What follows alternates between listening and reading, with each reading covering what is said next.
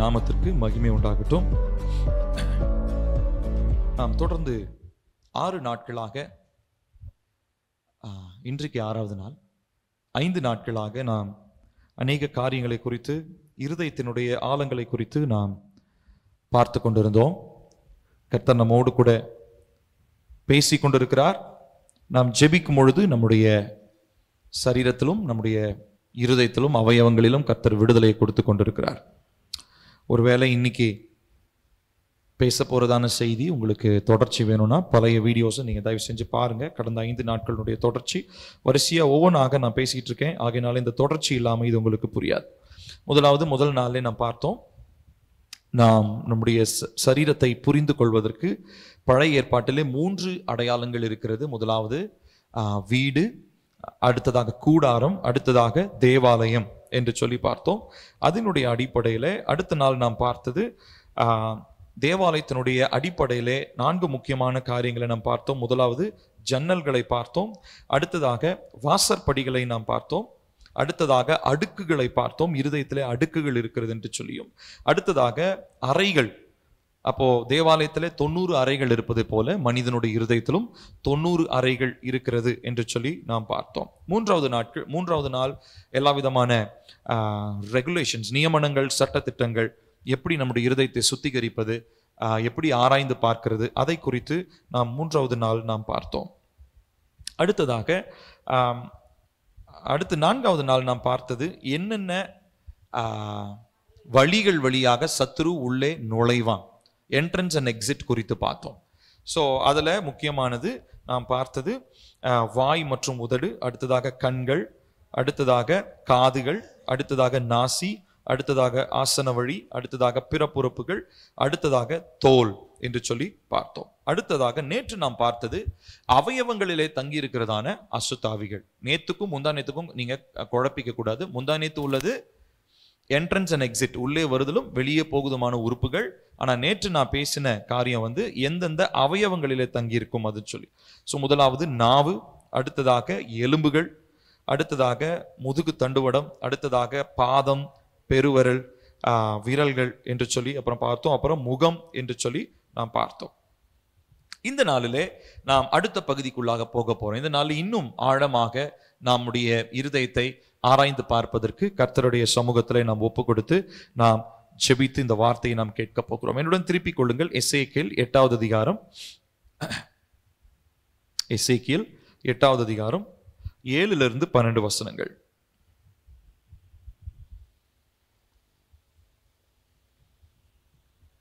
எசேக்கியேல் 8 7 - 12 வசனங்கள் சேர்ந்து வாசிப்போம். என்னை பிரகாரத்தின் வாசலுக்கு கொண்டு போனார். அப்பொழுது இதோ சுவரில் ஒரு துவாரத்தை கண்டேன். அவர் என்னை நோக்கி, மனுபுத்திரனே, நீ சுவரிலே துவாரமிடு என்றார். நான் சுவரிலே துவாரமிட்ட போது இதோ ஒரு வாசல் இருந்தது. அவர் என்னை பார்த்து, நீ உள்ளே போய் அவர்கள் இங்கே செய்கிற கொடிய அருவருப்புகளை பார் என்றார். நான் உள்ளே போய் பார்த்தபோது இதோ சகலவித ஊரும் பிராணிகளும் அருவருப்பான மிருகங்களும் ஆகிய இவைகளின் சொரூபங்களும் இஸ்ரவேல் வம்சத்தாருடைய நரகலான சகல விக்கிரகங்களும் சுவரில் சுற்றிலும் சித்திரம் தீரப்பட்டிருந்தன. இஸ்ரவேல் வம்சத்தாரின் மூப்பரில் 70 பேரும் அவர்களின் நடுவிலே சாப்பானுடைய குமாரனாகிய யெசனியாவும் அவனவன் தன் கையிலே தன் தூப கலசத்தை பிடித்து கொண்டு அவைகளுக்கு முன்பாக நின்றார்கள். தூப வர்க்கத்தினால் மிகுந்த புகை எழும்பிற்று. அப்பொழுது அவர் என்னை நோக்கி, மனுபுத்திரனே, இஸ்ரவேல் வம்சத்தாரின் மூப்பர்கள் அந்தகாரத்திலே அவரவர் தங்கள் விக்கிரகங்களின் சித்திர வினோத அறைகளில் செய்கிறதை நீ கண்டாயா? கர்த்தர் எங்களை பார்க்கிறதில்லை, கர்த்தர் தேசத்தை கைவிட்டார் என்று சொல்லுகிறார்களே என்றார். இங்க நம்ம பார்க்கிறோம்,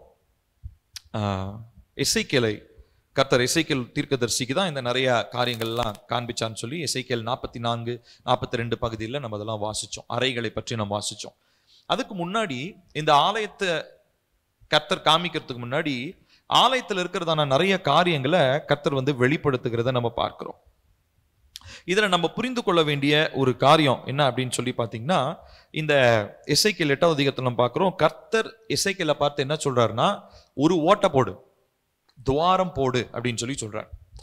ஸோ இந்த துவாரம் இடுதல், அதுக்கு அடுத்ததா ஒரு 3 காரியங்கள் இந்த நாளில் பார்க்க போகிறோம். அந்த 3 காரியங்களுமே இந்த நாளிலே நாம் செய்ய வேண்டிய, இந்த நாளில் நீங்க கற்றுக்கொள்ள போறீங்க நம்முடைய டீப்பர் டெலிவரன்ஸ், ஆழமான ஒரு விடுதலைக்காக இந்த 3 காரியங்களை நம்ம எல்லாருமே செய்ய வேண்டியதாக இருக்கிறது. முதலாவது துவாரமிடுதல், இரண்டாவதா ஆராய்ந்து பார்த்தல், மூன்றாவதாக உள்ளே நுழைதல். 3 காரியங்களை இந்த நாளில் உங்களோடு பேச போகிறேன். துவாரமிடுதல், ஆராய்ந்து பார்த்தல், உள்ளே நுழைதல். 3 காரியங்களை குறித்து இந்த நாளில் உங்களோடு பேச போகிறேன். இப்போ கர்த்தருடைய ஆவியானவர் நல்லா கவனிக்கணும். எசேக்கியேலுக்கு என்ன பண்றாருன்னா, ஃபர்ஸ்ட் அவன் நார்மலா நடந்து போயிட்டு இருக்கான். ஒரு ஓட்டை ஒன்று இருக்குது, செவுத்துல ஒரு ஓட்டை இருக்கு. அந்த நார்மலா ஒரு ஓட்டை, அந்த ஓட்டையை பார்த்தோன்னா ஆண்டவர் என்ன சொல்றாருன்னா, அதை நோண்டு அப்படின்றார். இப்போ அது நோண்டும் போது அவருக்கு தெரியல, அதுக்கு பின்னாடி ஒரு வாசற்கதவு ஒன்று இருந்திருக்கு, மறைக்கப்பட்ட ஒரு வாசற்கதவு. இப்போ தேவாலயத்துக்கு என்ட்ரன்ஸ் எல்லாமே ஓப்பனா தான் இருந்துச்சு. ஆனா பிசாசு நுழையிறதுக்கு, அசுத்தம் நுழைவதற்கு எக்ஸ்ட்ரா ஒரு வாசக்கதவு பிசாசை என்ன பண்ணி வச்சிருந்திருக்கான், செஞ்சு வச்சிருந்திருக்கான். இது எப்படி செஞ்சா? அங்கிருந்துதான் அந்த மனிதர்கள் மூலமா. இப்ப நம்ம பார்த்தோம் இல்லைங்களா, ஒரு லிஸ்ட் ஆஃப் பீப்புள் இருந்தாங்க. அவங்க என்ன பண்ணாங்கன்னா, தேவனுக்கு பிரியமில்லாத அருவருப்புகளை செய்யும்படி தேவாலயத்தினுடைய மெயின் என்ட்ரன்ஸ் வழியா வராம அப்படியும் வந்திருக்கலாங்க ஒரு சிலர். ஆனா ஒரு சிலர் என்ன பண்ணிட்டு இருக்காங்க, எப்படி என்ட்ரன்ஸ் உள்ள கெயின் பண்ணிருக்காங்க அப்படின்னு சொல்லி சொன்னா, சைட்ல ஓட்டை போட்டு அதுல ஒரு கதவை உண்டு பண்ணி அது வழியா அவங்க என்ன பண்ணிருக்காங்க, உள்ள போயிருக்கிறாங்க. அப்போ நம்மளுடைய இருதயத்திலும் இவ்விதமான காரியங்கள் இருக்கிறது. இருதயத்துல நான் கடந்த நாட்கள்ல சொன்ன அந்த வாசல்கள் அது மாத்திரம் இல்லாம, சத்துரு நம்மள அறியாமலே, நம்ம கண்ணுக்கே தெரியாம ஒரு சில வாசற் கதவுகளை அவன் என்ன பண்ணி வச்சிருக்கிறான், உருவாக்கி வச்சிருக்கிறான். ஒரு சில சுவர்கள் நமக்கு முன்னாடி இருக்குது. நம்ம சுவரை பார்த்துட்டு, இப்ப உதாரணத்துக்கு இப்ப இது சுவர், என் பின்னாடி இருக்கிறது சுவர், இது சுவராதான் இத்தனை வருஷம் பார்த்துட்டு இருக்கீங்க. திடீர்னு இதை உடச்சி இதுக்குள்ள இருந்து ஒரு கதவை திறந்து நான் பின்னாடி போனேன்னா எப்படி இருக்கும் உங்களுக்கு? எப்படி இருக்கும் இல்லைங்களா? ஷாக்கா இருக்கும் இல்லையா? அதே மாதிரிதான். ஏன்னா நமக்கு தெரியாது, இவ்வளவு நாள் இது ஒரு சுவர்னு நம்ம நினைச்சுக்கிட்டு இருக்கோம். இப்ப எசேக்கியேலுக்கு கர்த்தர் அதுதான் சொல்றாரு. ஏன்னா தேவன் எல்லாவற்றையும் அறிந்தவர், அவருக்கு அதுக்கு பின்னாடி மறைந்திருக்கிற ஒரு மூடப்பட்ட வாசலை அவரு அறிஞ்சிருக்கிறார். ஆனா வெளியில மனுஷ கண்களினாலே பார்க்கக்கூடியதெல்லாம் என்ன, அதுதான் ஒரு சுவர் மட்டும்தான். சோ இப்ப முதலாவது நாம் பார்க்கிறது see beyond your sight. உங்களுடைய இருதயத்தை நீங்கள் ஆராய்ந்து பார்க்கும் பொழுது, என் இருதயத்துல இந்த வாசல்கள் தான் இருக்குதா அப்படின்ற ஒரு லிஸ்டுக்குள்ள ஒரு கன்ஃபார்ம் ஒரு என்ன சொல்றது, ஒரு கன்ஃபார்ம் பண்ணி இதுக்குள்ளதான் இருக்கணும் அப்படின்னு கிடையாது. இதை தாண்டி என்னுடைய இருதயத்துல இருக்கிறதான வாசல்கள் என்ன, சத்துரு தந்திரமாக நுழைந்திருக்கக்கூடியதான விதங்கள் என்ன. நான் ஒரு சிலதெல்லாம் செவருன்னு நினைச்சிட்டு இருக்கேன், ஆனா அந்த செவருக்கு பின்னாடி என்ன இருக்குது, வாசல்கள் இருக்கிறது, அது என்னால பார்க்க முடியல. அப்ப முதலாவது we need to gain an insight. நமக்கு ஒரு உள்நோக்கி பார்க்கக்கூடியதான ஒரு பார்வை நமக்கு அவசியமாக இருக்கிறது. அப்போ இவ்விதமான காரியங்களை நாம் ஆராய்ந்து பார்க்க வேண்டும். அப்போ டெலிவரன்ஸ் அப்படின்னு வரும்போது ப்ராப்ளம் என்ன அப்படின்னா, நம்மளுடைய விஷன் கிடையாது. டெலிவரன்ஸ்ல கண்ணை வச்சு நம்ம வேலை செய்யறது கிடையாது. டெலிவரன்ஸ்ல நம்ம எப்படி, நம்ம இருதயத்தினுடைய டெலிவரன்ஸ்ல எதை வச்சு நம்ம வேலை செய்வோம்னா, நம்மளுடைய இன்சைட், புரிந்து கொள்ளுதலை வைத்து தான் நம்ம கிரியை செய்வோம். நான் சொல்றது புரியுதுங்களா? டெலிவரன்ஸை பொறுத்த வரைக்கும் திரும்ப சொல்றேன், நாம் கண்களினாலே பார்க்கிற பார்வையை வைத்து நாம் கிரியை செய்வது இல்லை. டெலிவரன்ஸை நம்ம ப்ரொசீட் பண்ணுவோம், புரிந்து கொள்ளுதலினாலே, இன்சைட். அப்போ இந்த இன்சைட் எனக்கு எப்படி வரும், புரிந்து கொள்ளுதல் எனக்கு எப்படி வரும் அப்படின்னு சொல்லி சொன்னா, கர்த்தருடைய சமூகத்திலே நான் காத்திருந்து அவர் எனக்கு பகுத்தறிவை தருவதனாலே மாத்திரமே. பகுத்தறிவு இல்லைன்னா எனக்கு புரிந்து கொள்ளுதல் வராது. நான் சொல்றது புரியுதா? சோ இப்ப இருதயத்தினுடைய வெளிப்படையான வாசல்களை பார்த்துட்டோம், கண்ணு, காது, மூக்கு, இதெல்லாமே வெளிப்படையான வாசல்.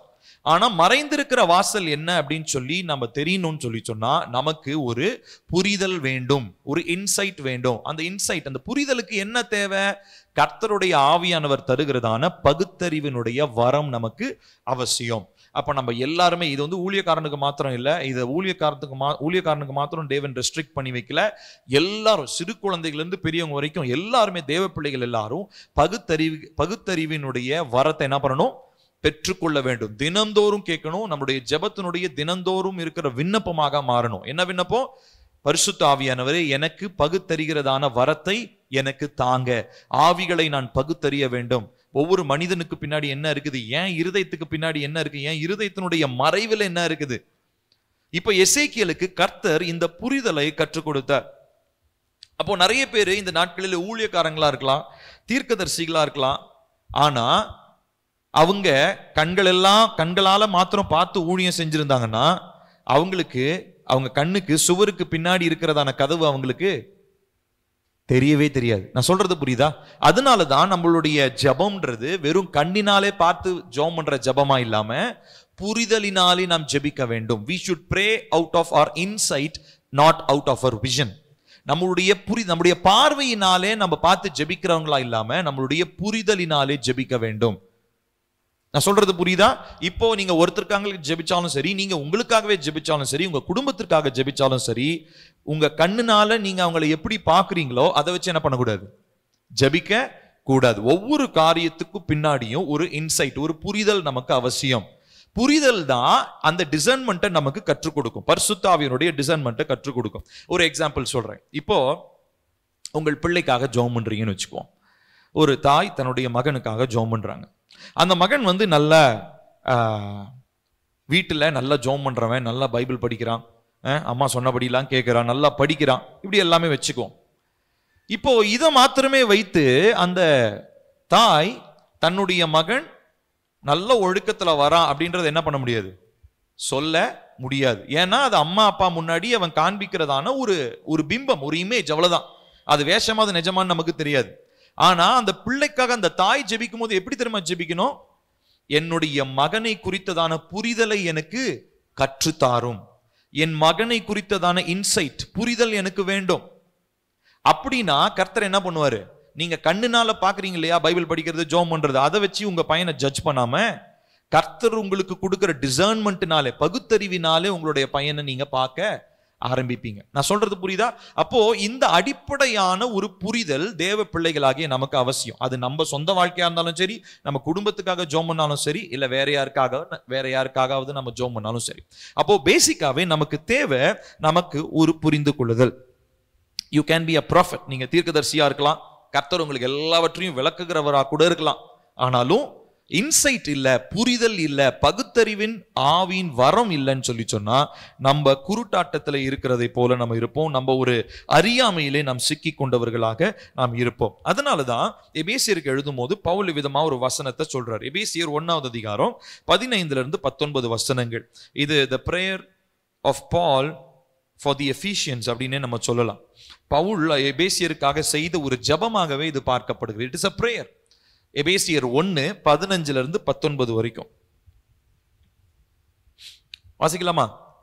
ஆனபடியினாலே கர்த்தராகிய இயேசுவின் மேலுள்ள உங்கள் விசுவாசத்தையும் பரிசுத்தவான்கள் எல்லார் மேலும் உள்ள உங்கள் அன்பையும் குறித்து நான் கேள்விப்பட்டு இடைவிடாமல் உங்களுக்காக ஸ்தோத்திரம் பண்ணி என் ஜபங்களில் உங்களை நினைத்து நம்முடைய கர்த்தராகிய இயேசு கிறிஸ்துவின் தேவனும் மகிமையின் பிதாவுமானவர் தம்மை நீங்கள் அறிந்து கொள்வதற்கான ஞானத்தையும் தெளிவையும் அளிக்கிற ஆவியை உங்களுக்கு தந்தருள வேண்டும் என்றும், தாம் நம்மை அழைத்ததினாலே நமக்கு உண்டாயிருக்கிற நம்பிக்கை இன்னதென்றும், பரிசுத்தவான்களிடத்தில் தமக்கு உண்டாயிருக்கிற சுதந்திரத்தினுடைய மகிமையின் ஐஸ்வர்யம் இன்னதென்றும், தாம் கிறிஸ்துவை மரித்தோரிலிருந்து எழுப்பி அவரிடத்தில் நடப்பித்த தமது பலத்த சத்துவத்தின் வல்லமைப்படியே விசுவாசிக்கிறவர்களாகிய நம்மிடத்திலே காண்பிக்கும் தம்முடைய வல்லமையின் மகா மேன்மை மகத்துவம் இன்னதென்றும் நீங்கள் அறியும்படிக்கு அவர் உங்களுக்கு பிரகாசமுள்ள மனக்கண்களை கொடுக்க வேண்டும் என்றும் வேண்டிக் கொள்ளுகிறேன்.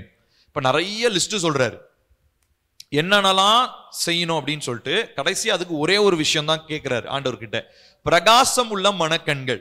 ஆனா அந்த ஒரு கண்களினாலே என்னென்ன விஷயம் இவர் சொல்றாரு பாருங்க இல்லைங்களா? முதலாவது அவர் என்ன சொல்றாரு? தம்மை அழைத்ததினாலே தமக்கு உண்டா இருக்கிற நம்பிக்கையை புரிஞ்சுக்கிறதுக்கு. இரண்டாவதா பரிசுத்தவான்களோடு இருக்கிறதான சுதந்திரத்தினுடைய மகிமையின் ஐஸ்வர்யத்தை புரிஞ்சுக்கிறதுக்கு. மூணாவதா கிறிஸ்துவை எழுப்பினதுனாலே அவரிடத்துல நடப்பித்த அவருடைய வல்லமையை புரிஞ்சுக்கிறதுக்கு.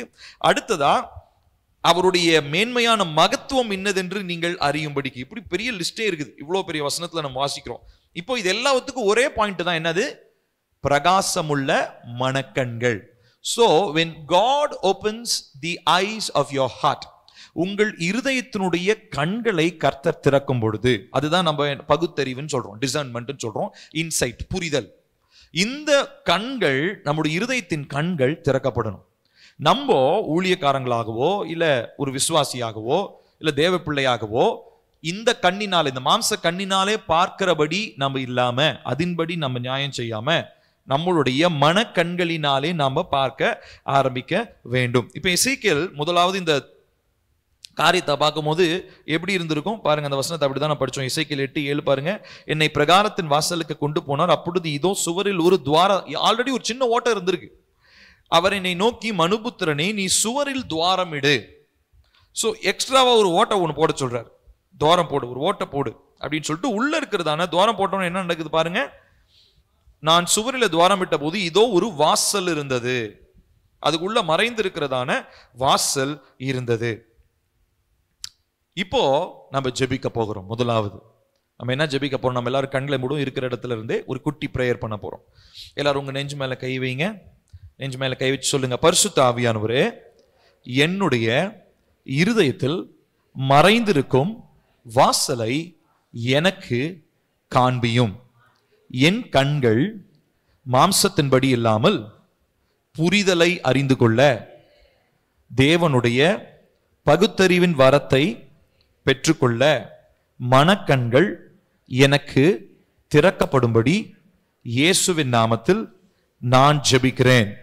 மறைந்திருக்கிற வாசல்களை கர்த்தர் எனக்கு இப்பொழுது இயேசுவின் நாமத்திலே காண்பிப்பீராக.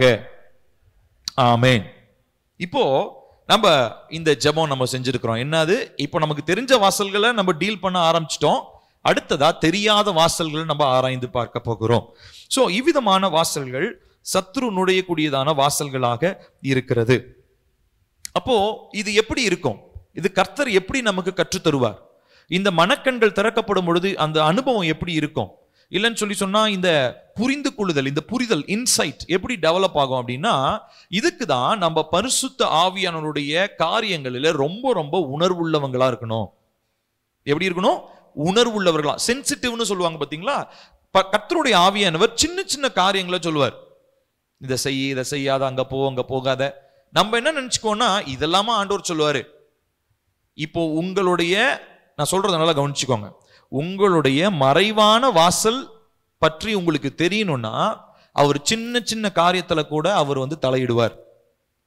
நீங்க இங்க இருந்து வண்டி எடுத்துட்டு ஒரு சின்ன ஒரு கடைக்கு போற விஷயமா கூட இருக்கலாம், அது சாதாரணமான ஒரு விஷயமா இருக்கும். ஆனா அதுல கூட அவர் தலையிடுவதற்கு நீங்கள் அனுமதி கொடுக்க வேண்டும். திரும்ப சொல்றேன், இதுதான் முதல் வழி. இந்த புரிந்து கொள்ளுதல உங்க இருதயத்துல ஆரம்பிக்கிறதுக்கு சின்ன ஃபர்ஸ்ட் ஆரம்பம் என்ன தெரியுமா? அவர் சொல்ற சின்ன சின்ன காரியங்களை நம்ம கேட்டு பழக வேண்டும். முதலாவது அவர் சொல்லுவார். இப்போ உதாரணத்துக்கு இங்க இருந்து நான் சொன்னேன் இல்லைங்களா, முதல் நாள் சொன்னேன் போன் வாங்கணும்னு இருந்தேன். போன் ஆண்டவர் என்ன வாங்க வேணான்னு சொன்னார். எதுக்காக சொன்னாரு? என்கிட்ட காசு இருந்துச்சு, அது எல்லாமே இருந்துச்சு, நான் கடன் வாங்கி வாங்கல, போன் எனக்கு தேவைப்படுதுன்னு நான் நினைச்சேன். ஆனா ஆண்டவர் பாத்தீங்கன்னா என்ன சொன்னாரு? வேண்டாம். சோ இது ஒரு சின்ன காரியம், இதை நான் ப்ரொசீட் பண்ணிருக்கலாம். அந்த சத்தத்தை, ஆவியானவருடைய அந்த உணர்த்துதலை நான் அப்படியே அடக்கி வச்சுட்டு, எனக்கு தான் காசு தானே இருக்குண்ணா, நான் கடன் வாங்கி வாங்குறேனா இல்லையே அப்படின்னு என்னை நானே நியாயப்படுத்தி கொண்டு நான் ப்ரொசீட் பண்ணியிருக்கலாம். ஆனா நான் என்ன பண்ணேன் அப்படின்னா, அந்த சத்தத்திற்கு நான் கீழ்ப்படிந்தேன். எல்லாமே கரெக்டா இருந்தாலும் ஆவியானவர் சொல்லும் பொழுது அதை நம்ம என்ன பண்ணணும்? வேணானா வேண்டாம், போனா போ, போகாதனா போகாது. அதுக்கு மீறி என்னை நியாயப்படுத்திக்கிறதுக்கு நான் கேள்வி கேட்கும் போது அதுக்கப்புறம் ஆவியானவர் பேசவே மாட்டார், தடுத்துலாம் நிறுத்த மாட்டார். அவர் போகாதன்னு சொல்லி நான் போறேன் ஆண்டவரே அப்படின்னா சரின்றவர், அவ்வளவுதான். அதுக்கப்புறம் ஆவியானுடைய சத்தத்தை அடுத்த அடியில உங்களால கேட்க முடியாது, அடுத்த ஃப்ரீக்வன்சி உங்களுக்கு கிடைக்காது. அப்போ நீங்க புரிந்து கொள்ள வேண்டிய ஒரு காரியம், இந்த இன்சைட், இந்த புரிதல், இந்த டிசர்ன்மெண்ட், பகுத்தறிவு நமக்கு வேணும்னு சொல்லி சொன்னா நம்ம எங்க இருந்து ஆரம்பிக்கணும்? சின்ன சின்ன விஷயங்களில் பரிசுத்த ஆவியானவருக்கு உணர்வுள்ளவர்களாய் இருக்கிறதுல இருந்து ஆரம்பிக்கணும். அதுக்கு நம்ம என்ன சொல்லணும்? ஆங்கில வார்த்தை சென்சிட்டிவ்னு சொல்லுவோம். சென்சிட்டிவ்னா என்னது? உணர்வுடைய. இப்போ ஒரு சிலருடைய தோல்லாம் ரொம்ப சென்சிட்டிவா இருக்கும். லைட்டா இப்படி இப்படி கில்லுனா கூட அவங்களுக்கு அப்படியே செக்கச்சவேன்னு ஆயிடும். ஒரு சிலர்லாம் போட்டு நீங்க கில்லுங்க அடிங்க ஒண்ணுமே ஆகாது, அவங்க தோல் அப்படியே தான் இருக்கும். ஸோ ஏன்னா தோல் ரொம்ப சென்சிட்டிவ். அதாவது என்னன்னா, ஒரு சின்ன தொடுதல் கூட அவங்களுக்கு அவங்களுடைய தோலை ரொம்ப சிவப்பா காமிக்கும் இல்லையா? ஸோ இந்த மாதிரி இதுதான் சென்சிட்டிவ், உணர்வுள்ள. ஒரு சின்ன விஷயம் கூட, பரிசுத்த ஆவியானவர் சொல்லக்கூடிய ஒரு சின்ன விஷயம் கூட என்னுடைய வாழ்க்கையை மாற்றக்கூடியதாக இருக்க வேண்டும். அந்த அளவுக்கு ஒரு சென்சிட்டிவிட்டி, ஒரு உணர்வு தன்மை என்னுடைய இருதயத்துல இருந்தா மாத்திரம்தான் பரிசுத்த ஆவியானவர் தான் எனக்கு என்ன பண்ணுவாரு, மறைந்திருக்கிற வாசலை எனக்கு காண்பிப்பார். இல்லைன்னா நான் இதை பார்த்துட்டு செவருன்னு நினைச்சுக்கிட்டே இருப்பேன்.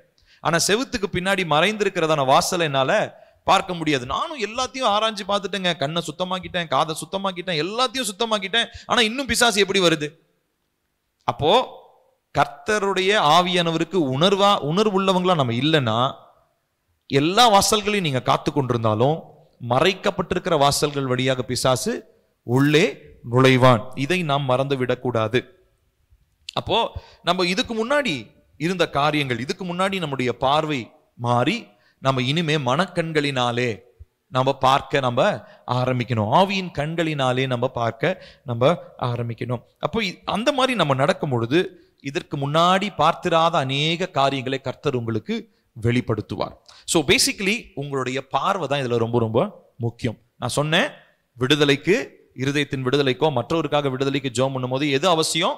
பார்வை முக்கியம் இல்ல, புரிதல் தான் முக்கியம். அண்டர்ஸ்டாண்டிங், டிசர்ன்மெண்ட் தான் முக்கியம். எப்படி பார்க்கிறோம் அப்படின்றது முக்கியம் இல்ல. அவன் பிசாசு பிடிச்சவனா இருக்கிறான், அப்படி இருக்கிறான், அது இல்ல. இல்ல இந்த கிரியை இருக்குது, அது இல்ல. புரிதல் தான் ரொம்ப ரொம்ப அவசியம். இதுதான் முதல் காரியம். அடுத்ததா நாம் பார்க்கிறது ஆராய்ந்து பார்த்தல். To dig, start digging. இப்ப ஆண்டவர் சொல்றாரு எசேக்கியேலை பார்த்து, அந்த துவாரத்தை பார்த்தோன்னு என்ன சொல்றாரு, நீ அதுல அது ஆல்ரெடி ஒரு சின்ன ஓட்டை தான். ஆண்டவர் என்ன சொல்லியிருக்காரு பாருங்க, மனுபுத்தன் நீ சுவரில் துவாரமிடு, நான் சுவரில் துவாரமிட்ட பொழுது. இப்போ யோசிச்சு பாருங்க, நார்மலா ஒரு களிமண்ணோ ஒரு சாதாரண மண்ணிலேயோ ஓட்ட போடுறது ஈஸிங்க. செவுத்துல எப்படிங்க ஓட்ட போட முடியும்? அந்த காலத்துல ட்ரில்லிங் மிஷின் இருந்துச்சு, எதுவுமே கிடையாது. அப்போ அந்த ஓட்ட போடுறது, துவாரம் போடுறது அப்படின்றது அதுவும் செவுத்துல, அது எப்படிப்பட்ட இப்ப நம்ம செங்கல் மாதிரி செவரெல்லாம் இருந்திருக்காது.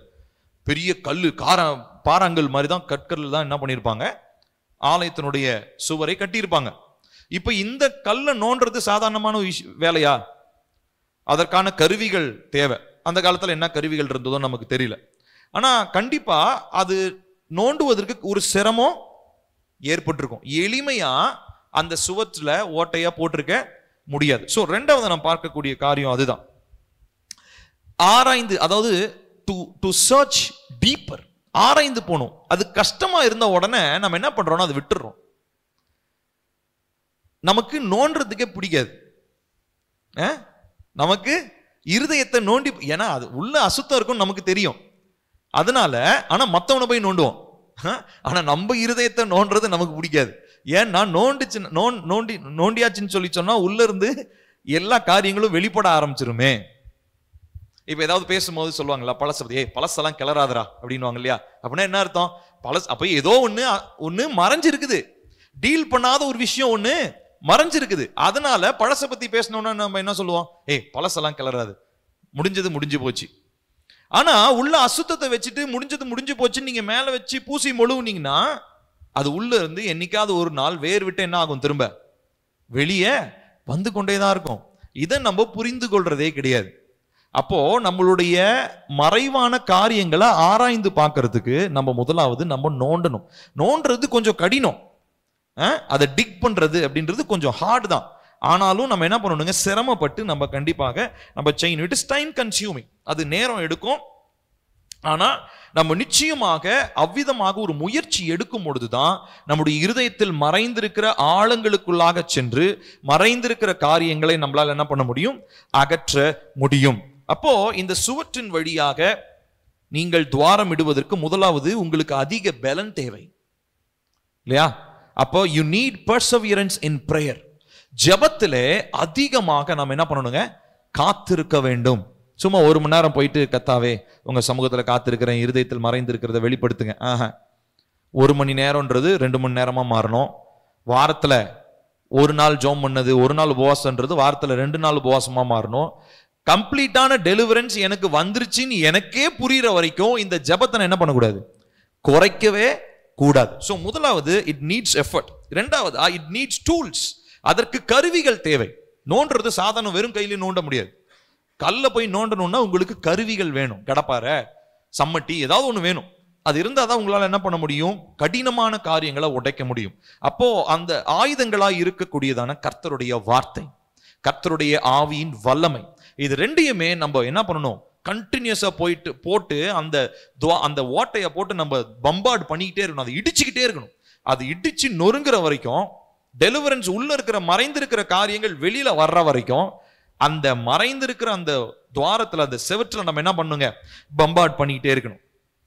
அடுத்ததாக இன்னொரு காரியம், இந்த டிக்கிங் அப்படின்றத ஈடுபட்டிருக்கிற மூன்றாவது காரியம், முதலாவது அதிக கடினமா நம்ம ஜெபிக்கணும்னு சொன்னேன், ரெண்டாவதா சரியான கருவிகள் யூஸ் பண்ணணும், மூன்றாவதா நம்ம செய்ய வேண்டிய காரியம் என்ன அப்படின்னு சொல்லி சொன்னா, நம்முடைய குடும்பத்தினுடைய பாஸ்ட குறித்து நம்ம ஆராய்ந்து பார்க்கணும். We should ask tough questions about our family's history. நம்முடைய குடும்பத்தினுடைய வரலாறை குறித்து நமக்கு தெரியணும், ஓரளவுக்கு இல்லை நல்லாவே தெரியணும். அம்மா அப்பா என்ன பண்ணாங்க, தாத்தா என்ன பண்ணாரு, விவரம் தெரிஞ்ச வரைக்கும் அவங்களுடைய கிரியைகள் எவ்விதமா இருந்தது, இது எல்லாமே டெலிவரன்ஸ்க்கு நமக்கு ரொம்ப யூஸ்ஃபுல்லா இருக்கும். நான் சொல்றது புரியுதுங்களா? தாத்தா என்ன பண்ணானே தெரியாம அந்த பிரச்சனையை நம்ம என்ன பண்ண முடியாது, டீல் பண்ண முடியாது. ஏன்னா தாத்தாவுடைய பிரச்சனை என் வாழ்க்கையில வெளிப்பட்டு இருக்குது. எங்க பாட்டனுடைய பிரச்சனை, மேபி பாட்டனுடைய காலத்துல இருந்தவங்க யாரும் இப்ப இருக்க மாட்டாங்க. ஆனா நம்ம கொஞ்சம் விசாரிக்கணும், இல்ல கர்த்தர்கிட்ட நம்ம கேட்கணும், கர்த்தாவே என்னுடைய குடும்பத்துல மறைந்திருக்கிற காரியங்களை எனக்கு வெளிப்படுத்துங்க அப்படின்னு சொல்லி நம்ம கேட்க வேண்டும். அடுத்ததாக நான் சொன்ன மாதிரி உபவாசித்து ஜெபிக்க வேண்டும். Fast and pray, continues fasting. சரீரம் ஒன்றும் இல்லாமல் ஆயிடுங்க, இல்லை சரீரம் வீக் ஆயிடுங்க அப்படிலாம் கிடையாது. கர்த்தர் உங்களை பலப்படுத்துவார், கர்த்தர் நிச்சயமா உங்களை பலப்படுத்துவார். ஆகையினாலே நம்ம உபவாசித்து ஜெபிக்கிறதுக்கு நம்ம தீர்மானம் எடுக்க வேண்டும். அப்போ நம்ம இதை கண்டினியூஸா நம்ம இதை செய்யும் போது, தொடர்ந்து செய்யும் பொழுது, விடாப்பிடியா செய்யும் பொழுது, கர்த்தர் நிச்சயமாக அந்த ஒரு குறிப்பிட்ட அந்த சுவரை போல ரொம்ப கடினமா இருக்கிற தன்மையை கர்த்தர் மாற்றுவதற்கு நமக்கு உதவி செய்வார். எபிரேயர் 11:6 விதமாய் சொல்லுகிறது, விசுவாசம் இல்லாமல் தேவனுக்கு பிரியமாயிருப்பது கூடாத காரியம், ஏனென்றால் தேவனிடத்தில் சேருகிறவன் அவர் உண்டென்றும் அவர் தம்மை தேடுகிறவர்களுக்கு பலன் அளிக்கிறார். அப்போ கண்டினியூஸா அவரை தேடிட்டு கண்டினியூஸ், அதாவது இது வந்து சோர்ந்து போயிடக்கூடாது. 4 நாள் 5 நாள் 1 மாசம் பண்ணேன், 4 மாசம் பண்ணேன், பதில் வரலைங்க. சிலருக்கு 4 மாசத்துல பதில் வரலாம், சிலருக்கு 4 வருஷம் கழிச்சு பதில் வரலாம். ஆனா பதில் வர்ற வரைக்கும் நம்முடைய ஜெபத்தை நம்ம என்ன பண்ண போறது இல்லை, நிறுத்த போவது இல்லை. ஆகையினால இவ்விதமான ஒரு மன நிர்ணயம் நமக்கு வேண்டும். சோ முதலாவது என்ன சொன்னேன், see beyond your sight, இருக்கிறதை தாண்டி, பார்வையை தாண்டி புரிதலுக்குள்ள போகணும்னு சொன்னேன். ரெண்டாவது என்ன சொன்னாங்க, ஆராய்ந்து பார்க்கிறது. ஆராய்ந்து பார்க்கிறதுன்றது ரொம்ப கடினம். சுவற்றை எப்படி நம்ம ஒரு கடினமான ஒரு சுவற்றை எப்படி உடைக்கிறோமோ அந்த மாதிரி நம்ம ரொம்ப எஃபர்ட் போட்டு என்னென்ன விதமான காரியங்களை செய்யணும் அப்படின்றது நான் உங்களுக்கு சொல்லியிருக்கிறேன். அப்போ இவ்விதமாக கடினத்தன்மையோடு கஷ்டப்பட்டு வர்றவங்களுக்கு there is a reward waiting. நிச்சயமாக ஒரு வெகுமதியை கர்த்தர் வச்சிருக்கிறார். அது என்ன வெகுமதி? இருதயத்தினுடைய ஒரு விடுதலை. இருதயத்தில் இருக்கிறதான அசுத்தங்கள் வெளியேற்றப்பட்டு ஆவியானவருடைய நிறைவின் வல்லமையை நம்மளால என்ன பண்ண முடியும், பெற்றுக்கொள்ள முடியும். கர்த்தருடைய ஆவியானவர் நிச்சயமாய் நமக்கு இந்த காரியங்களிலே துணை செய்வார். 1 யோவான் 3:8 விதமாய் சொல்லுகிறது, பிசாசினுடைய கிரியைகளை அழிக்கும்படிக்கு தேவனுடைய குமாரன் வெளிப்பட்டார். சோ தேவனுடைய தேவகுமாரனாகி இயேசு கிறிஸ்து வெளிப்படையா இருக்கிற ஒரு சில பிரச்சனையை மாத்திரம் நான் மாத்திடுறேன், மற்றதெல்லாம் அப்படியே இருக்கட்டும், பரலோகத்துக்கு வந்துருன்னு சொல்ல மாட்டார். அவர் நம்மளுடைய இருதயத்தை ஆராய்ந்து பார்க்க சொல்லி அவர் விரும்புவார். இருதயத்துல மறைந்திருக்கிற காரியங்களை வெளியே அகற்றும்படி அவர் விரும்புகிற தேவன். அதற்காக தான் நமக்கு ரத்தம் சிந்தினார், அதற்காக தான் நமக்கு வல்லமையை அவர் கொடுத்திருக்கிறார். அப்போ நம்ம ஒவ்வொருத்தருமே கர்த்தருடைய சமூகத்துக்கு வரும்போது நமக்கு என்ன அண்டர்ஸ்டாண்டிங் வேணும் அப்படின்னு சொல்லி சொன்னா, என் இருதயத்தினுடைய ஆழங்களை கர்த்தாவே நீர் ஆராய்ந்து பாரும், தேவையற்ற பிசாசினுடைய கிரியைகளை என்னை விட்டு நீர் அகற்றும், அதற்காகவே நீர் வெளிப்பட்டீர் அப்படின்ற ஒரு அண்டர்ஸ்டாண்டிங் நமக்கு வேண்டும். அடுத்ததாக இந்த டிகிங்ல, இந்த ஆராய்ந்து பார்த்து, இந்த நோண்டுதல், இந்த நோண்டி பார்க்கறதுல we are disturbing something. ஒரு சில காரியங்களை நம்ம என்ன பண்ணுவோம், டிஸ்டர்ப் பண்ணுவோம். ஏன்னா இப்போ நல்லா கவனிக்கணும், எசேக்கியேல் இந்த காரியத்தை எசேக்கியேலை தேவன் செய்ய சொல்லும் பொழுது அது வரைக்குமே தெரிந்தில்லாத அநேக காரியங்கள் எசேக்கியேலுக்கு புலப்பட்டுச்சா? ஆனா அதுக்கு முன்னாடி உள்ள இருக்கிற ஆவிகள் என்ன இருக்கும், டிஸ்டர்ப் ஆயிருக்கும். நீங்க அந்த எசேக்கியேல் பாருங்களேன், எசேக்கியேல் 8வது அதிகாரத்துல, எசேக்கியேல் 8வது அதிகாரத்தை எடுங்களேன். 8வது அதிகாரத்துல 13ல இருந்து வாசிப்போம் நம்ம.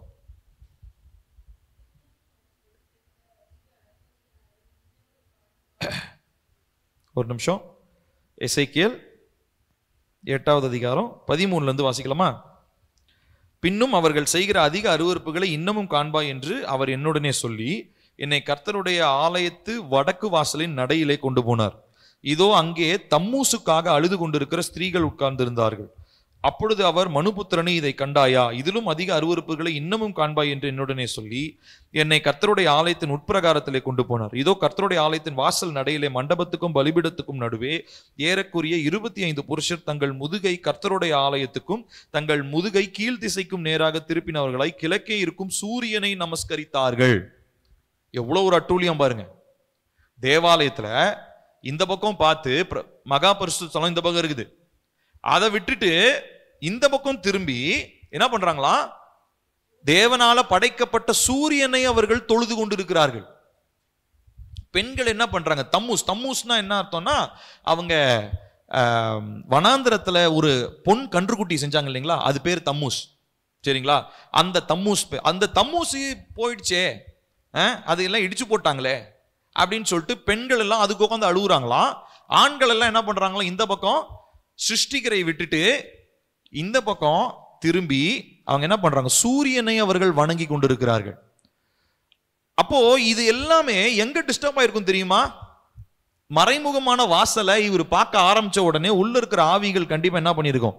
டிஸ்டர்ப் ஆயிருக்கும். அப்போ அதே போல நம்ம இருதயத்தினுடைய ஆழங்களில் இருக்கிற ஒரு சில காரியங்களை நம்ம ஆராய்ந்து பார்க்க பிசாசு உங்களை அனுமதிக்கவே மாட்டான். உங்களை பயங்கரமா தடை செய்வான். ஏன்னா அவன் சமாதானமா மறைந்திருக்கிற ஒரு இடத்துக்குள்ள நீங்க இப்ப என்ன பண்ண போறீங்க? நீங்க போக போறீங்க. இதுக்கு முன்னாடி வரைக்கும் வெளிப்படையா இருக்க பிரச்சனையை நீங்க டீல் பண்ணிட்டீங்க. ஆனா இப்போ மறைந்திருக்கிற பிரச்சனை நீங்க என்ன பண்ண போறீங்க?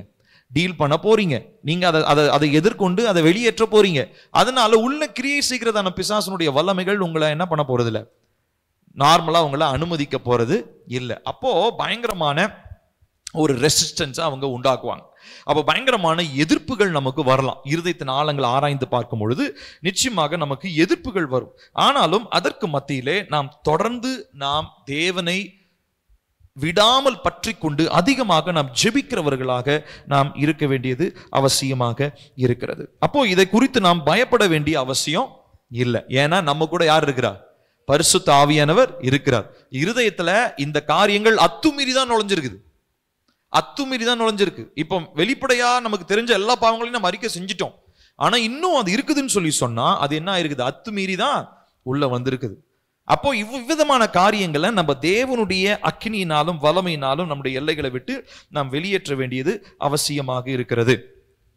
அப்போ இந்த ரெசிஸ்டன்ஸ் எப்படிலாம் பிசாசு உண்டாக்குவான் அப்படின்றத நான் சொல்றேன். முதலாவது, அவன் சோர்வை ஏற்படுத்துவான். He creates weariness.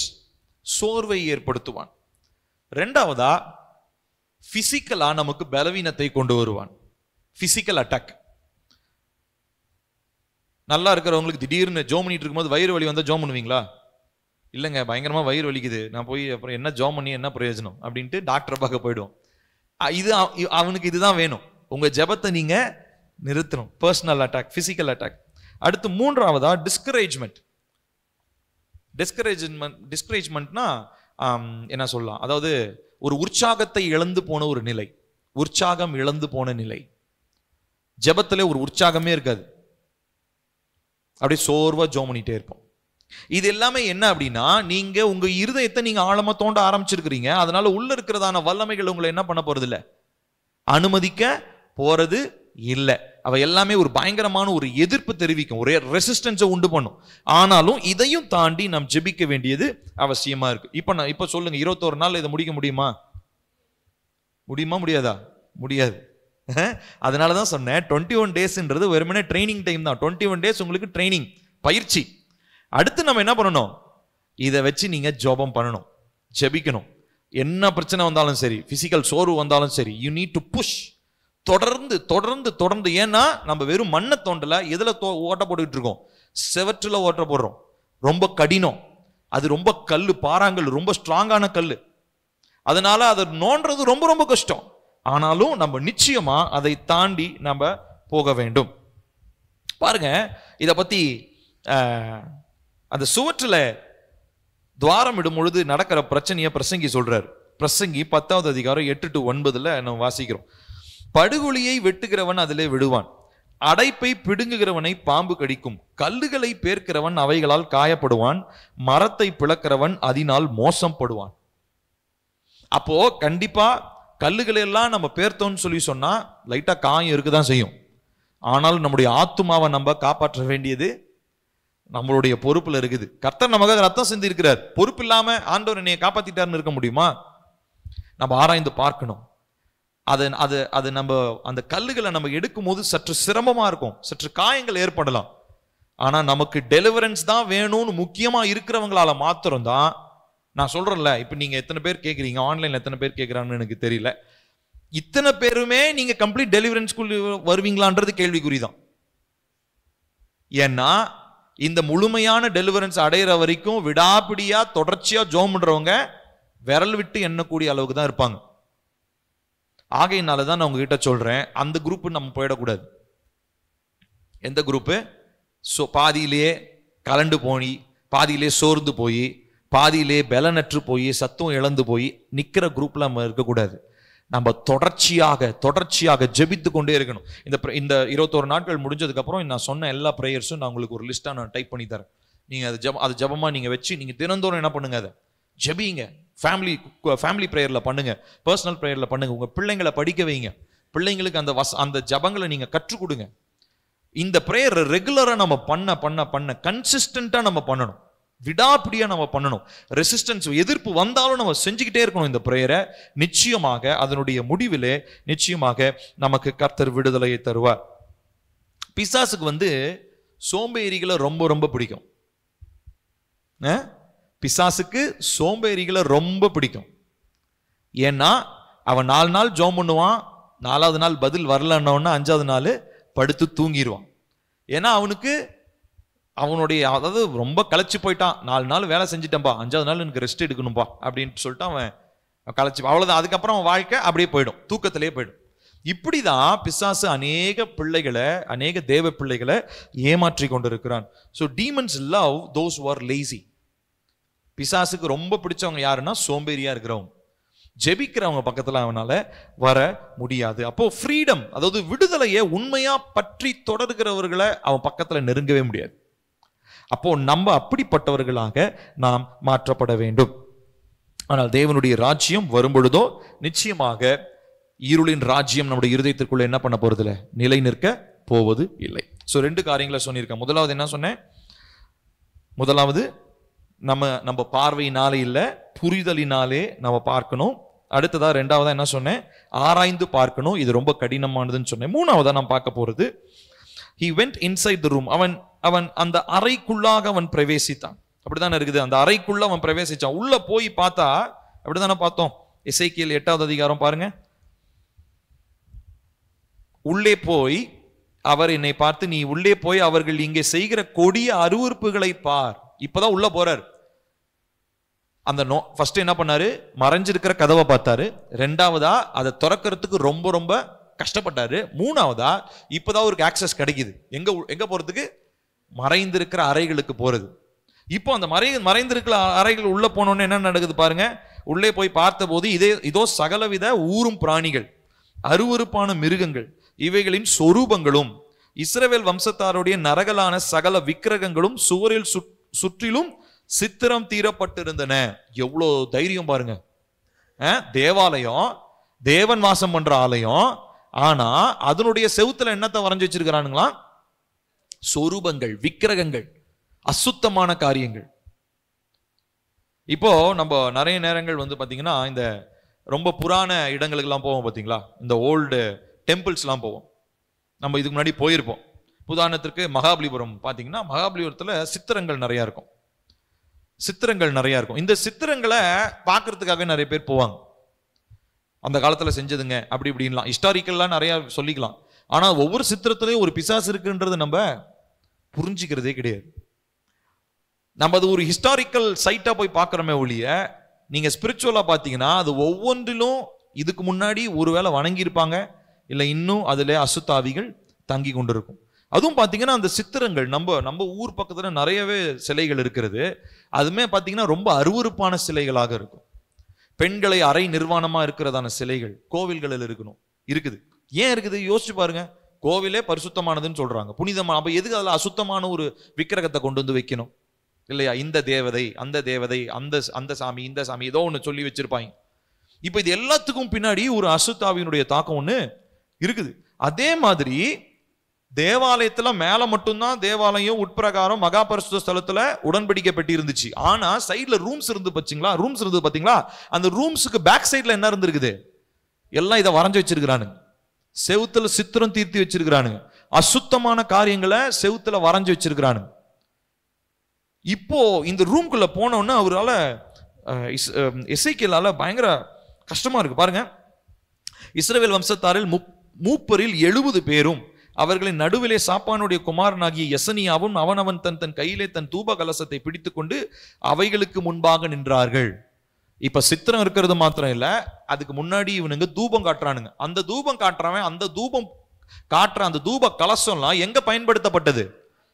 தேவாலயத்துல கர்த்தருடைய சமூகத்துல கர்த்தருக்கு பலி சுகந்த வாசனையாக காட்டுறதுக்காக இருந்ததான தூப கலசத்தை அதே ஆளு அதே பாத்திரத்தெல்லாம் கொண்டு வந்து இப்ப என்ன பண்ணிட்டு இருக்கிறானுங்க? செவுத்துல வரைஞ்சு வைக்கப்பட்டிருக்கிற அந்த அசுத்தமான சித்திரங்கள் முன்பதாக என்ன பண்ணிட்டு இருக்கிறானுங்க? தூபம் காட்டி கொண்டிருக்கிறார்கள். சோ இவ்விதமான அசுத்தங்கள் அந்த அறைகளுக்குள்ளாக இருந்தது அப்படின்னு சொல்லி நம்ம பார்க்கிறோம். சோ இப்ப எசேக்கியேல் உள்ளே நுழைகிறாரு, போய் மறைந்திருக்கிற எல்லா காரியங்களையும். அப்போ பிரச்சனை என்ன? இப்போ எசேக்கியேல் கதைக்கு வருவோம். இப்போ பிரச்சனை என்ன? எசேக்கியேல், எரேமியா, ஏசாயா இவங்க எல்லாமே பயங்கரமா இஸ்ரவேல் ஜனங்களை சாடி பேசினாங்களா? திட்டினாங்களா? பயங்கரமா பேசுறாங்க. தேவனுடைய வார்த்தையை அவங்க சொன்னாங்க. ஏன் இவ்வளவு பிரச்சனை வந்துச்சுன்னா, வெளிப்பிரகாரமா அந்த பிரச்சனைக்கு டீலிங் பண்ண முடியாது. இப்ப எசேக்கியேலுக்கு தான் தேவன் நேரடியாக என்ன பண்ணிருக்கிறாரு? அண்டர் கிரவுண்ட்ல போய் காமிச்சிருக்கிறாரு. இதுதான்டா பிரச்சனை. இந்த பிரச்சனையை டீல் பண்ணினாதான் மேல இருக்கிறதான இஸ்ரவேலர்கள் எப்படி இருப்பாங்க? ஒழுக்கம் உள்ளவங்களா, விடுதலையாக்கப்பட்டவங்களா இருப்பாங்க. இல்லைன்னா கடைசி வரைக்கும் பாபிலோனியரும் அசீரியரும் வந்து இவங்களை என்ன பண்ணிட்டு தான் இருப்பாங்க? சிறை பிடிச்சு போய்கிட்டே இருப்பாங்க. இப்போ அடியில் இருக்கிற பிரச்சனையை நம்ம டீல் பண்ணாம மேல ஏன் இவங்க அடிமைத்தனத்துக்கு போறாங்க, ஏன் இப்படி கீழ்ப்படியாம இருக்கிறாங்க, இவங்க ஏன் இருதயம் இன்னும் கடினமா இருக்குது, இவங்க ஏன் இன்னும் வணங்கா களத்துள்ள ஜனங்களா இருக்கிறாங்கன்னு கேள்வி கேட்கறதுக்கு நமக்கு தகுதியே கிடையாது. ஏன்னா அடியில என்ன நடக்குதுன்னு நம்ம இன்னும் பார்க்கல. அப்போ எசேக்கியேலுக்கு தான் கர்த்தர் என்ன பண்றாரு? இதை காண்பிக்கிறார். எசேக்கியேலுக்கு ஒரு ஸ்பெஷல் ஒரு கிரேஸ் கொடுக்கிறார், ஒரு விசேஷித்த கிருபையை கொடுக்கிறார் தேவன். என்னன்னா, இதுக்கு முன்னாடி பேசின எல்லா ப்ராஃபட்டும் மேலாக்கு இருந்த பிரச்சனைகளை எதிர்த்தாங்க, கர்த்தருடைய வார்த்தையை சொன்னாங்க, வரப்போகிற ரட்சகரை குறித்து தீர்க்கதரிசனம் சொன்னாங்க. ஆனா இவர்கிட்ட மாத்திரம்தான் கர்த்தர் என்ன எதை வெளிப்படுத்தினாரு? பாரு, அண்டர் கிரவுண்ட்ல இந்த பிரச்சனை தான் நடக்குது, இதை நீ டீல் பண்ணாம மேல இருக்கிறதான பிரச்சனையை என்ன பண்ண முடியாது? மாற்ற முடியாது. அப்போ இந்த புரிந்து கொள்ளுதல் நமக்கு வேண்டும். இப்போ நம்ம வாழ்க்கையில் இருக்கிறதான எல்லா பிரச்சனைக்கும் எது காரணம்? இருதயம். இருதயத்துல வெளிப்படையா இருக்கிற பிரச்சனைகளை வெளியேற்றிட்டாலும் மறைமுகமா இருக்கிற இன்னும் ஒரு சில காரியங்கள் மறைந்திருக்கிறது. அதை தான் நம்ம என்ன பண்ண போறோம்? நம்ம ஆராய்ந்து பார்க்க போகிறோம். சோ இந்த 90 அறைகள் இருந்தது இல்லைங்களா? 90 அறைகள் நான் சொல்லியிருக்கேன். இந்த 90 அறைகளும் ஏதோ ஒரு நோக்கத்திற்காக தான் சாலமோன் ராஜா கட்டினார். ஆமாவா இல்லையா? சும்மா கட்டினார் ஒரு ரூமை இல்ல. ஒவ்வொரு ரூமை வந்து ஸ்டோரேஜ் ஃபெசிலிட்டிக்கு யூஸ் பண்ணாரு. ஒரு சில ரூம்ல வந்து பாத்தீங்கன்னா ஆசாரியர்கள் போடுற ட்ரெஸ் இருந்தது. ஒரு சில அறையில வந்து பாத்தீங்கன்னா மேபி ஆசாரியர்கள் தங்கி இருக்கலாம், இல்ல ஆசாரியர்களுக்கு கொடுத்ததான பலிகள் அங்கே இருக்கலாம். இந்த மாதிரி ஒவ்வொரு அறைக்கும் ஒரு பர்பஸ் இருக்கு. இந்த அறைகளுக்கு பேக் சைட்ல இருக்கிற செவுத்துல தான் இவங்க என்ன பண்ணி வச்சிருக்காங்க? இதெல்லாம் கீழே வரைஞ்சி இதெல்லாம் செஞ்சு இந்த அசுத்தங்களை அவங்க செஞ்சிட்டு இருக்கிறாங்க. அப்போ இவ்விதமான தீமையான தாக்கங்கள் இந்த அறைகளுடைய பின்பகுதியிலே கீழ்த்தளத்திலே, அதாவது அஸ்திபாரம்னே சொல்லலாம், கிட்டத்தட்ட பேசிக்கா அந்த ஃபவுண்டேஷனுக்கு அடியில், அஸ்திபாரத்துக்கு அடியில வந்து இவ்வளவு பிரச்சனைகள் மறைந்து இருக்கிறத நம்மளால பார்க்க முடிகிறது. அப்போ கர்த்தர் என்ன பண்றாரு அப்படின்னு சொன்னா, மிகுந்த கோபம் உள்ளவங்களா கர்த்தர் அவங்கள சொல்லி பார்க்கிறாரு. ஆனா அவங்க என்ன பண்ணவே இல்லை? திருந்தவே இல்லை. அவனுங்க மனசு கடினத்தன்மையா இருக்குது, திருந்தவே இல்லை. அதனால கர்த்தர் என்ன பண்றாரு? அவங்களை அடிமைத்தனத்திற்கு அவர்களை விட்டு கொடுக்கிறார். சரிங்களா? சோ இப்படி இந்த ஹிஸ்டரியில இருந்து தான், இந்த ஆலயத்துல இருந்து தான் சரீரமாகி நம்முடைய ஆலயத்தை நம்ம பார்க்கணும். அப்ப பாருங்க, நம்முடைய வாழ்க்கையில் இருக்கிறதான அநேக போராட்டங்கள், பிரச்சனைகளுக்கு காரணம் என்ன? வெளிப்படையா இருக்கிறதான பிரச்சனைகளை நம்ம டீல் பண்ணிட்டோம். ஆனா இருதயத்தினுடைய ஆழங்களிலே மறைந்திருக்கிறதான ரகசிய அறைகளுக்கு பின்பதாக, ரகசிய வாசல்களுக்கு பின்பதாக இருக்கிற காரியங்களை நம்ம இன்னும் என்ன பண்ணல, ஆராய்ந்து பார்க்கல. அப்ப அதுக்கு நமக்கு ஒரு சிரமம் தேவை. சிரத்தை எடுத்துதான் இந்த விஷயத்தை நம்ம செய்யணும். இது ஈஸியா இப்ப கண்ணை சுத்திகரிச்ச மாதிரி, காதை சுத்திகரிச்ச மாதிரி நம்ம ஜோம் பண்ணோம் இல்லைங்களா, இந்த மாதிரி இந்த பிரேயர்ஸ் இதை பண்ண முடியாது. இதுக்கு லிஸ்ட் ஆஃப் பிரேயர், ஒரு பிரேயர் லிஸ்ட் கொடுத்து நீங்க பண்ணுங்க என்னன்னு கொடுக்க முடியாது.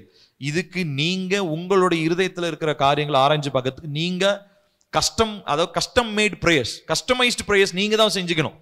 நீங்க தான் உங்களுக்கு சொந்தமான ஜெபங்களை கர்த்தருடைய சமூகத்துல ஆராய்ந்து பார்த்து கேட்கணும். கர்த்தாவே, என்னுடைய இருதயத்துல மறைந்திருக்கிற அறைகள் என்ன, ரகசியமாக இருக்கிறதான வாசல்கள் என்ன, அதுக்கு கீழே மறைந்திருக்கிறதான அசுத்தங்கள் என்ன, எனக்கு வெளிப்படுத்துங்க. அதெல்லாம் நான் வெளியேற்ற போறேன். அங்கேயும் கர்த்தருடைய வெளிச்சம் வரப்போகுது. இதனால நான் முழுமையான விடுதலைக்குள்ளாக நான் நடப்பேன். நானும் என் குடும்பமும் முழுமையான ஒரு டெலிவரன்ஸ்குள்ள, ஒரு சந்தோஷத்துக்குள்ள நாங்க நடப்போம். இல்லைன்னு சொல்லி சொன்னா வெளிப்படையா எல்லாத்தையும் நம்ம டெலிவரன்ஸ் அடைஞ்சிடலாம். ஆனா திரும்ப ஒரு வருஷம் கழிச்சு, இல்ல மேபி ஃபியூ மந்த்ஸ் கழிச்சு ஒரு குறிப்பிட்ட பிரச்சனை திரும்ப நம்முடைய வாழ்க்கையில சுழற்சி முறையில வர்ற மாதிரி இருக்கும். அப்போ ஒன்ஸ் ஃபார் ஆல் நம்ம ஒரு டோட்டல் கிளென்சிங்க்கு, ஒரு முழுமையான சுத்திகரிப்பிற்கு நம்ம ஒப்பு கொடுத்தால் ஒழிய கர்த்தருடைய ஆவியானவர் நமக்கு இந்த காரியங்களிலே உதவி செய்ய முடியாது. ஆகையினாலே அடுத்து நான் பார்க்க போகிற ஒரு காரியம் என்ன அப்படின்னு சொல்லி பார்த்தீங்கன்னா, ஒவ்வொரு அறைகள் இருக்கிறது. நாளைக்கு நான் முக்கியமான காரியம் பேச போறேன். ஆகையினால நாளைக்கு கண்டிப்பா எல்லாருமே வரணும். செகண்ட் சர்வீஸ்ல, ஃபர்ஸ்ட் சர்வீஸ் நம்ம நார்மல் சர்வீஸா இருக்க போது, செகண்ட் சர்வீஸ் நம்ம ஃபாஸ்டிங் பிரேயர் காரியங்களை பண்ண போறோம். இந்த செகண்ட் சர்வீஸ்ல ஆண்களுக்கும் பெண்களுக்கும் தனித்தனியே இருக்கிறதான அறைகளை குறித்தும், அந்த அறைகளை எப்படி நம்ம சுத்திகரிக்கணும் அப்படின்றத குறித்து நாளைக்கு நான் பேச போறேன். அப்போ இன்னைக்கு 3 காரியங்களை தான் நான் பார்த்திருக்கிறோம். முதலாவது சொல்லுங்க. முதலாவது, நம்மளுடைய பார்வையின்படி நாம் இல்லாமல் நம்முடைய புரிதலின்படி நாம் செயல்பட வேண்டும். அடுத்து இரண்டாவதா, ஆராய்ந்து பார்க்க வேண்டியது மிகவும் அவசியமாக இருக்கிறது அப்படின்னு சொல்லி சொன்னேன். மூன்றாவதாக, அந்த அறைக்குள் பிரவேசித்து அசுத்தங்களை வெளியேற்ற வேண்டியது அவசியமாக இருக்கிறது. Gaining insight, search out the spirit, confront the enemy. 3 காரியங்கள். இந்த 3 காரியங்களை இந்த நாட்களிலே நம்ம செய்ய போகிறோம். யாரும் எழுந்து நிற்போமா?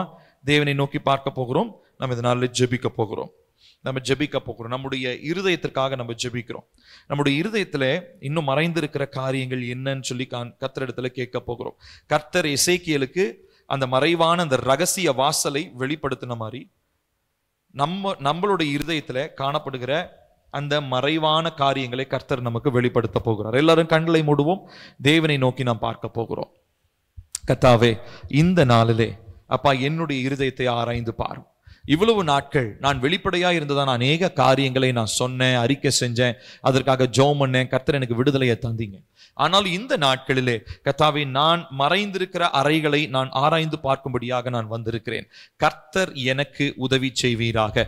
பரிசுத்த ஆவியானவர் எனக்கு பலன் தருவீராக. பரிசுத்த ஆவியானவர் எங்களுக்கு கற்றுத் தருவீராக. மறைந்திருக்கிற காரியங்களை கர்த்தர் எங்களுக்கு வெளிப்படுத்துவீராக என்று சொல்லி நாங்கள் ஜெபிக்கிறோம். ஹல்லேலூயா, ஹல்லேலூயா, ஹல்லேலூயா. கர்த்தாவே, உமக்கு ஸ்தோத்திரம்ப்பா. கர்த்தாவே, உமக்கு ஸ்தோத்திரம், ஸ்தோத்திரம், ஸ்தோத்திரம், ஸ்தோத்திரம். எல்லாரும் உங்களுடைய நெஞ்சு மேல கை வைங்க. உங்களுடைய நெஞ்சு மேல கை வச்சு சொல்லுங்க, கர்த்தாவே, மறைந்திருக்கிற காரியங்களை எனக்கு வெளிப்படுத்துங்க.